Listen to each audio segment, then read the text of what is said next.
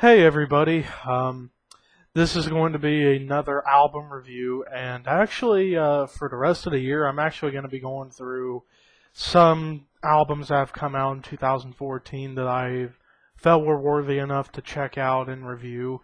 Starting with this one, I'm going to be going through quite a bunch of albums.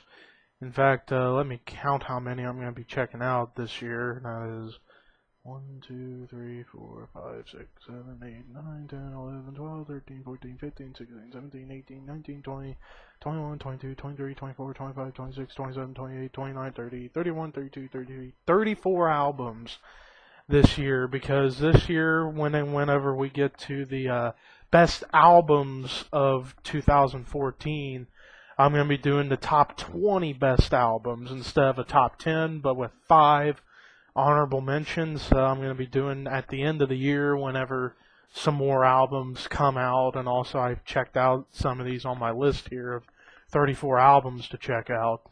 And the first one I decided to check out was an album that I was really looking forward to coming out this year, that came out about a month ago.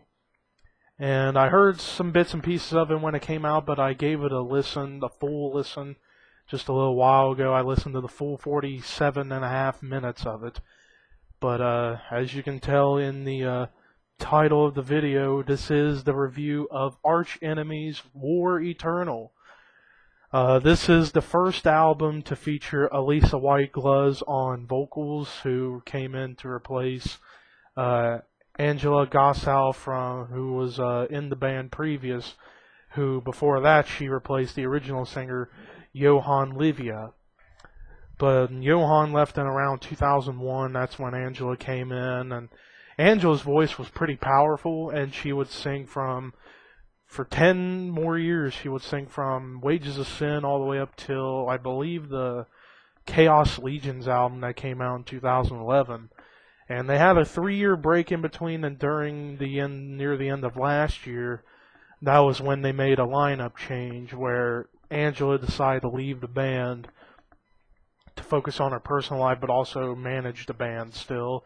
And she brought over the former singer of the Agonist, Alissa, to come over. And to be perfectly honest, as far as a vocal comparison between Alissa and Angela, they're both amazing at what they do with their vocals. But I have to give the edge to Alissa, because at least with Alissa she can sing clean. And she can do it very well, though on this album, she did not get to showcase her clean vocal skills, because Arch Enemy is a melodic death metal band, though when it comes to the whole Gothenburg, Swedish melodic death metal scene, Arch Enemy is the thrashiest of them all. Like, they've got a lot of influence from old school 1980s thrash, and they put in a little bit of a death metal mix into it with screamy, growly vocals and diverse lyrics and just heavy, crushing drums and heavy riffs.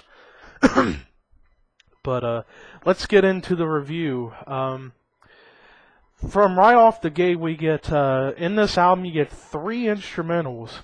That's unheard of, at least for myself personally, because on an album, the most instrumentals I ever heard on an album was 2, and that was on the Testament's New Order album, where they had 2 instrumentals. This one has 3 instrumentals, so I'm like, holy shit, they've got to be doing crazy stuff. And then the opening instrumental, the opening song, which was Tempor Nihil Sonat. I'm pretty sure I destroyed that. And it says, in parentheses, prelude in F minor.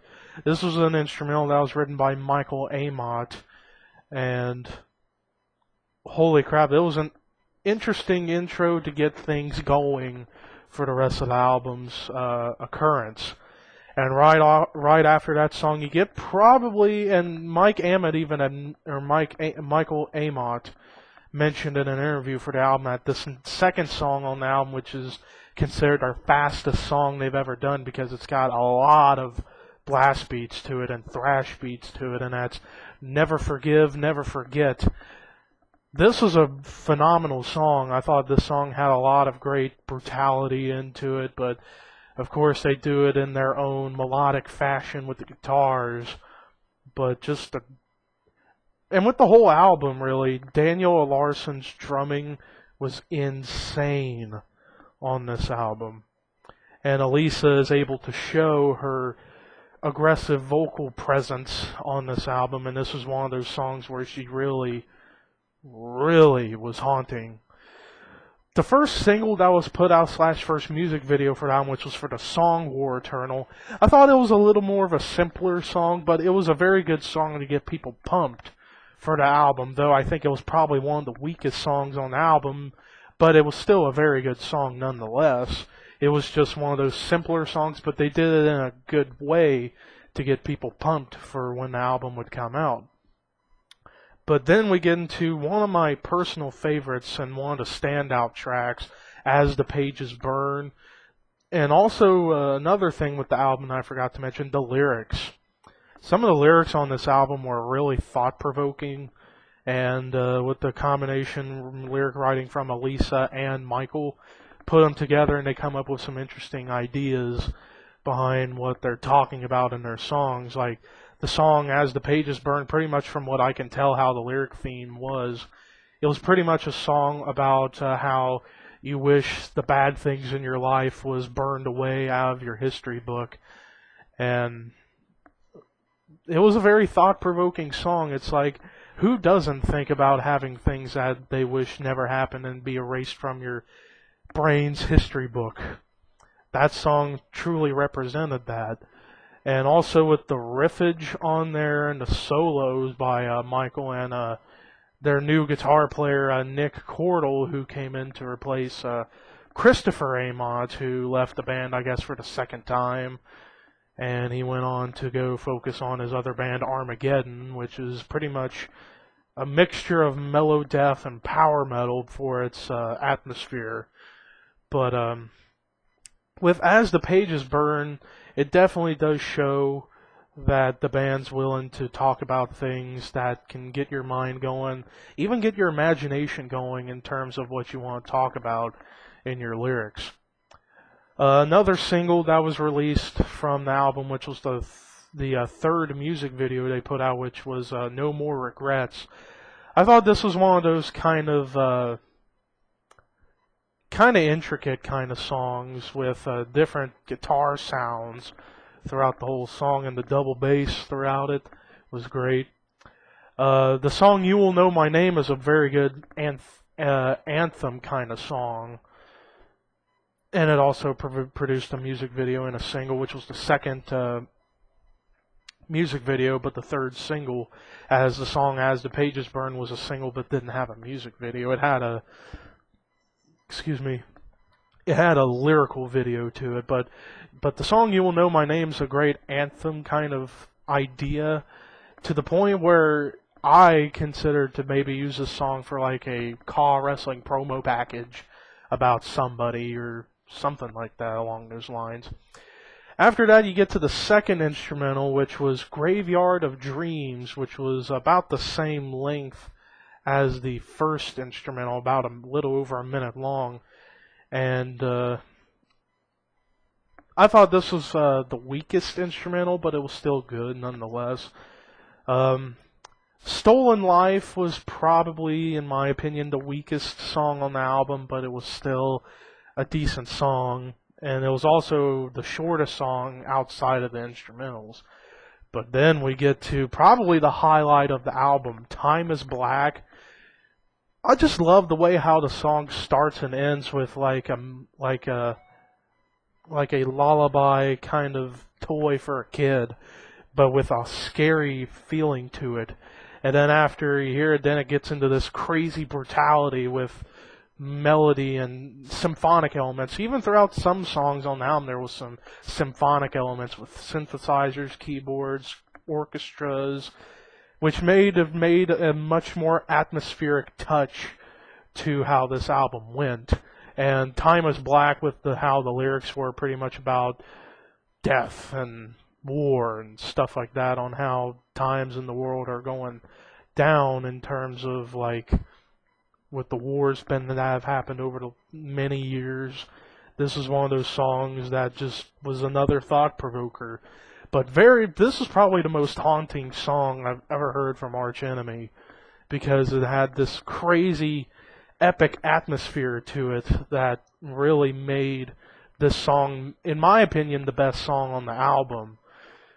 The next few, On and On, Avalanche, and Down to Nothing, were good songs, though not as great as like Time is Black and As the Pages Burn and Never Forgive, Never Forget.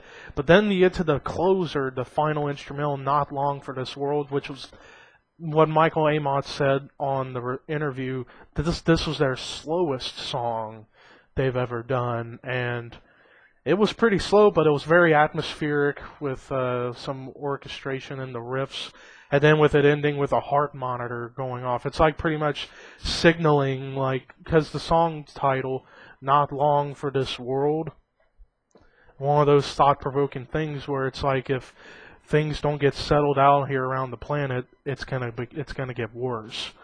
This was one of those. And in terms of the song title and how the song was put together for an instrumental, made perfect sense. And then at the end with the heart monitor going off, it just made perfect sense with how the song title went. And then on the special editions, you get a couple covers, like they did a Judas Priest cover of Breaking the Law, and another cover that I can't remember. Then they had a bonus disc where it had the instrumental tracks to the album and the music videos and stuff. But overall, with Arch Enemy War Eternal, I thought this was a solid release.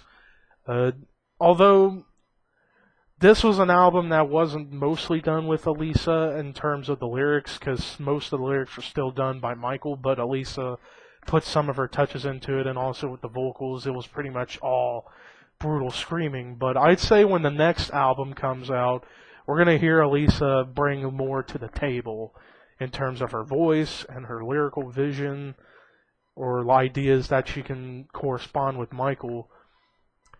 But overall, like I said, no clunkers, though the one song I think that was the weakest was Stolen Life. But it was still a decent song. Every song was between good to fucking fantastic. Especially I'd say the 5 best songs on the album: the Tempora Nihil Sonate intro, Never Forgive, Never Forget, As the Pages Burn, Time is Black, and Not Long for This World.